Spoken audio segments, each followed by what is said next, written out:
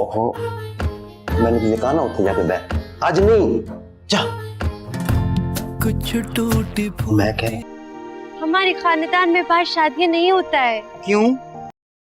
अस्सलाम वालेकुम मोअज़्ज़िज़ नाज़रीन, जैसा कि आप लोगों को पता है कि ग्रीन एंटरटेनमेंट चैनल नया शुरू हुआ है। इस चैनल के स्टार्टिंग में ही लोगों को इस चैनल का काबली प्लॉट ड्रामा बहुत ज्यादा पसंद आने लगा और इस तरह के बहुत सी मुनफरिद स्टोरीज के ड्रामे यहाँ इस चैनल पे नशर हो रहे हैं, जो लोगों की मुतवज्जो का मरकज बन रहे हैं, क्योंकि ARY और जियो टीवी पर वो स्टोरीज बार बार रिपीट हो रही हैं और ये चैनल एक नए अंदाज में नई कहानियाँ सामने लेकर आ रहा है। यही वजह है कि ये ड्रामा पाकिस्तान में क्या इंडिया में भी लोग देखने की ख्वाहिश कर रहे हैं। हाजी मुश्ताक यानी के इत्तशामुद्दीन और बरबीना यानी के सबीना फरूक का किरदार बहुत ज्यादा लोगों को पसंद आ रहा है और इनकी जोड़ी को बेमिसाल कहा जा रहा है कि एक बड़ी उम्र का शख्स किस तरह छोटी उम्र की लड़की से शादी करके उसका ख्याल और उससे मोहब्बत कर रहा है। इतनी ट्रेंडिंग के बाद भी ये ड्रामा क्यों बैंड हो गया, क्या वजह बनी? नादिया अफगान ने सारी हकीकत